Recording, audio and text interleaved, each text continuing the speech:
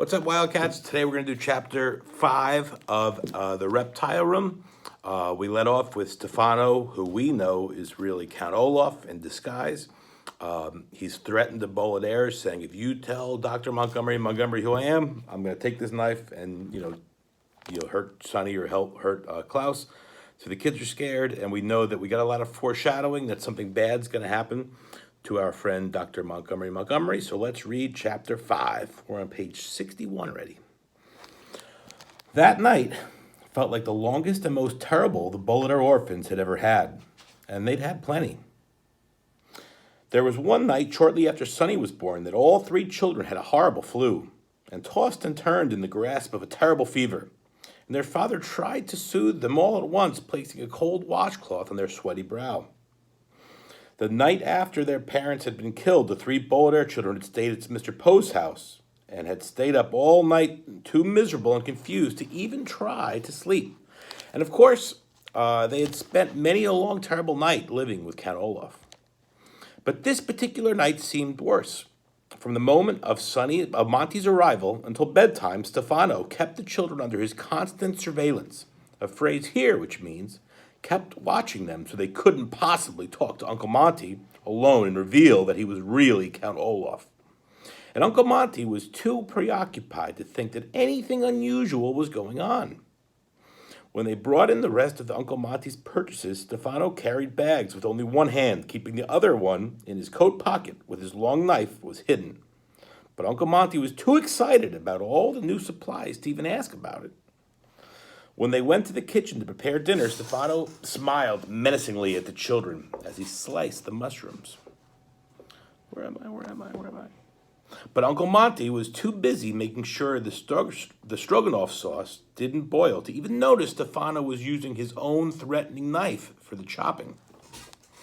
Over dinner, Stefano told funny stories and praised Uncle Monty's scientific work, and Uncle Monty was so flattered he didn't even guess that Stefano was holding a knife under the table, rubbing the blade gently against Violet's knee for the entire meal.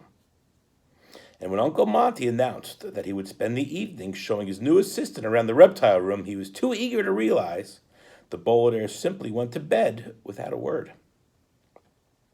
For the first time, having individual bedrooms seemed like a hardship rather than a luxury, for without one another's company, the orphans felt even more lonely and helpless. Violet stared at the paper tacked to her wall and tried to imagine what Stefano was planning. Klaus sat in his large cushioned chair and turned on his brass reading lamp, but was too worried to even open a book. Sonny stared at her hard objects, but didn't even bite one of them. All 3 children thought of walking down the hall to Uncle Monty's room and waking him to tell him what was going on. But to get into his bedroom, they would have to walk past the room in which Stefano was staying, and all night long Stefano kept watch in a chair placed in front of an open door. When the orphans opened their doors to peer down the hallway, they saw Stefano's pale, shaved head. Where am I? I keep losing my place. Which seemed to be floating above his body in the darkness. And they could see his knife, which Stefano was moving slowly like a pendulum on a grandfather clock. Back and forth it went, back and forth, glinting in the dim light. And the sight was so fearsome, they didn't dare try walking down the hallway. Finally, the light in the house turned the pale blue-gray of early dawn, and the Bolidaire children walked blearily down the stairs to breakfast, tired and achy from their sleepless night.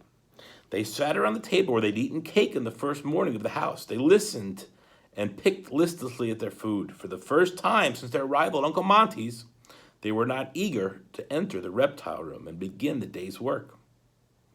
I suppose we have to go now, Violet said, finally, putting aside her scarcely nibbled toast. I'm sure Uncle Monty's already started working. He's probably expecting us. I'm sure that Stefano is there too, Klaus said, staring glumly into his cereal bowl.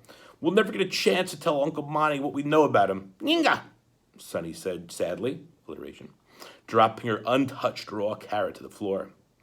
If only Uncle Monty knew what we know, and Stefano knew that he knew what we know. But Uncle Monty doesn't know what we know, and Stefano knows that he doesn't know what we know.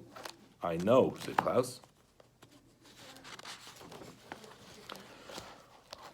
I know you know, Violet said. But what we don't know is what Stefano is really up to. He's after our fortune, certainly, but how can we get it if we're under Uncle Monty's care? Maybe he's just gonna have to wait until you're of age and then steal your fortune, Klaus said. 4 years is a long time to wait, Violet said. The three orphans were quiet, as each remembered where they had been 4 years ago. Violet had been 10 and had worn her hair very short. She remembered that sometime around her 10th birthday, she'd invented a new kind of pencil sharpener. Klaus had been about 8, and he remembered how interested he had been in comets, reading all the astronomy books in his parents' library. Sonny, of course, had not been born 4 years ago, and she sat and tried to remember what it was like. Very dark, she thought, with nothing to bite. For all three youngsters, 4 years did not seem like a long time. The 4 years did seem like a very long time. Come now, you're moving very slow this morning, Uncle Monty said, bursting into the room. His face seemed even brighter than usual, and he was holding a small bunch of folded papers in his hand. Stefano has worked here only a day, and he's already in the reptile room. In fact, he was up before I was. I ran into him on my way down the stairs. He's an eager beaver. But you three, you're moving like a Hungarian sloth snake, whose top speed is 1/2 inch per hour.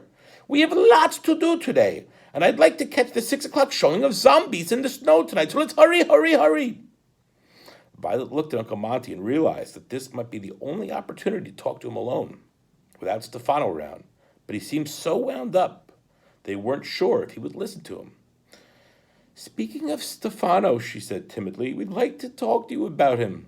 Uncle Monty's eyes widened, and he looked around him as if there were spies in the room, before leaning in to whisper. I'd like to talk to you too, he said. I have my suspicions about Stefano, and I'd like to discuss them with you.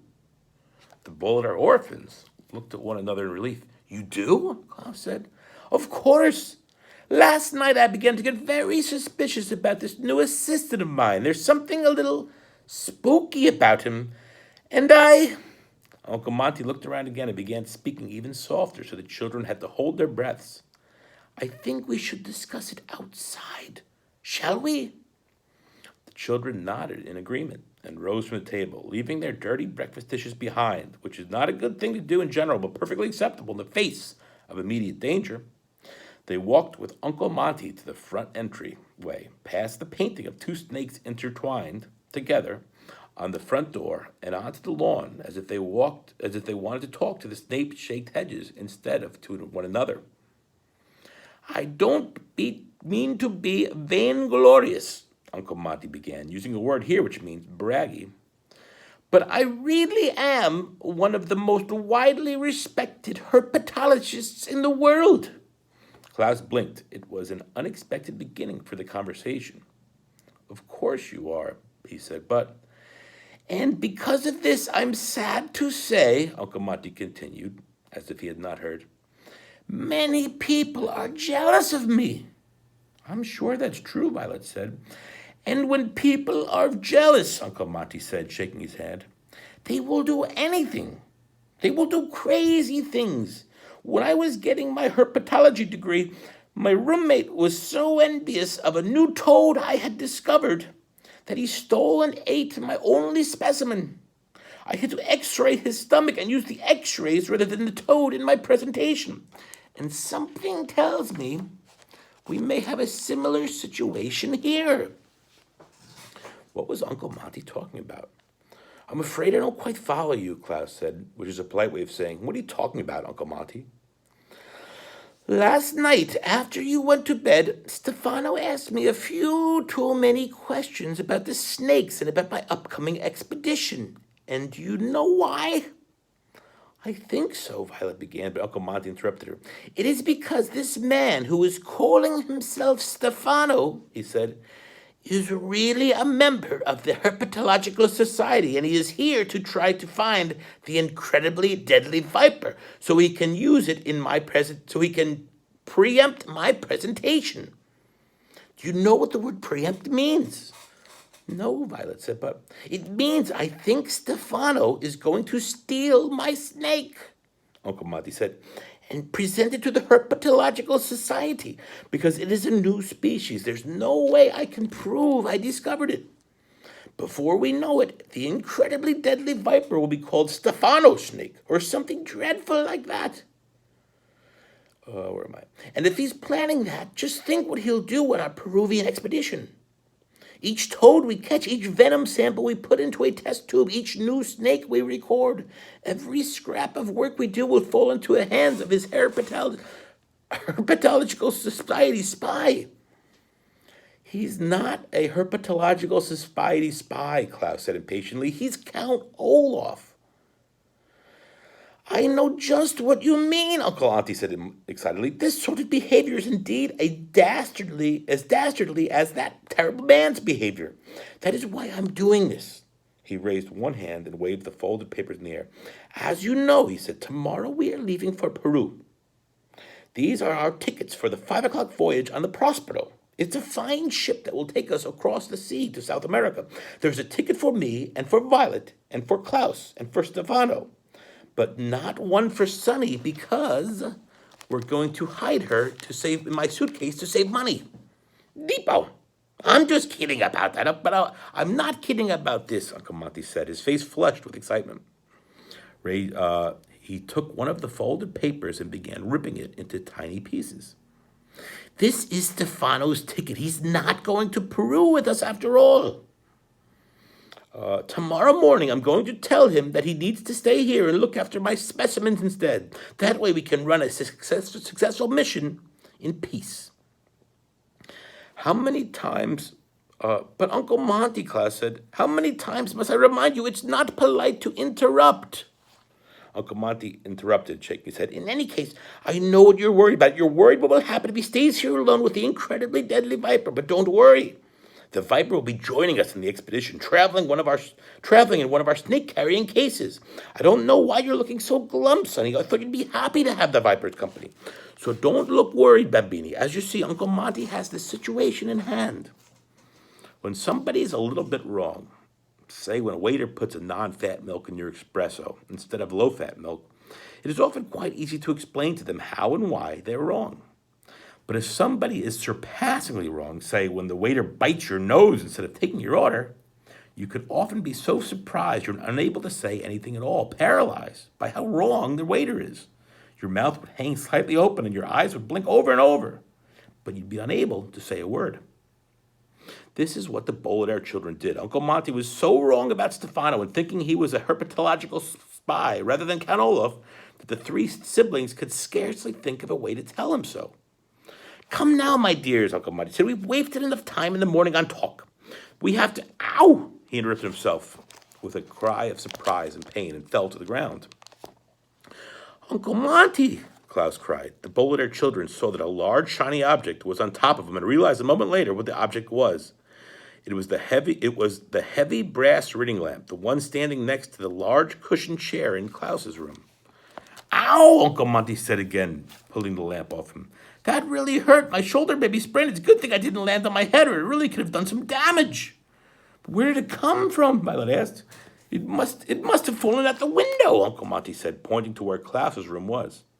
Whose room is that, Klaus? I believe it's yours. You must be more careful. You can't dangle heavy objects out your window like that. Look what almost happened. But the lamp wasn't anywhere near my window, Klaus said. I keep it in the alcove, so I can read it in that large chair. Really, Klaus, Uncle Monty said, standing up and handing him the lamp. Do you honestly expect me to believe that the lamp danced over the window and leapt onto my shoulder? Please put it back in your room in a safe place, and we'll say no more about this. But, Klaus said, but his older sister interrupted him. I'll help you, Klaus, he said. We'll find a place where it's safe. Well, don't be too long, Uncle Monty said. We'll lead you in the reptile room. Come on, Sonny. Walking through the entry hallway, the four parted ways at the stairs, and Uncle Monty and Sonny were going to the enormous door of the reptile room, and Violet and Klaus carried the heavy lamp up to Klaus's room. I know very well, Klaus said to his sister, that I was not careless with this lamp. Of course I know, Violet said, but there's no use trying to explain that to Uncle Monty. He thinks Stefano is a herpetological spy. You know as well as I do that Stefano's responsible for this. How clever of you to figure that out, a voice on top of the stairs, and Violet and Klaus were so surprised they almost dropped the lamp. It was Stefano, or if you prefer, Count Olaf. It was the bad guy. But then, you've always been clever children, he continued. A little too clever for my taste, but you won't be around long, so I'm not troubled by it. You're not very clever yourself. This is a heavy brass lamp almost hit us, but if anything happens to my sisters and me, you'll never get your hands on the bowl of our fortune. Dear me, Klaus said, his grimy teeth showing. He smiled. If I wanted to harm you orphans, your blood would already be pouring down the stairs like a waterfall. But no, I'm not going to harm a hair on a bowl of their head. Alliteration. Not here or in this house. You needn't be afraid of me, little ones, until we find ourselves a location where crimes are more difficult to trace. And where would that be? We plan to stay right here until we grow up. Really, Stefano said in a sticky voice. Why, I had the impression we were leaving the country tomorrow. Uncle Monty tore your ticket up. He was suspicious of you, so he changed his plans. Now you're not going with us. Stefano's smile turned into a scowl, alliteration, and his stained teeth seemed to grow bigger. His eyes grew shiny, and that it hurt Violet and Klaus to look at them. I wouldn't rely on that, he said in a terrible voice. Even the best plan can change if there is an accident. He pointed one spiky finger at the lamp. And accidents happen all the time.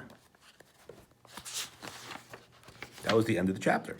Well, good job, Wildcats. Coming at you tomorrow. Go Wildcats.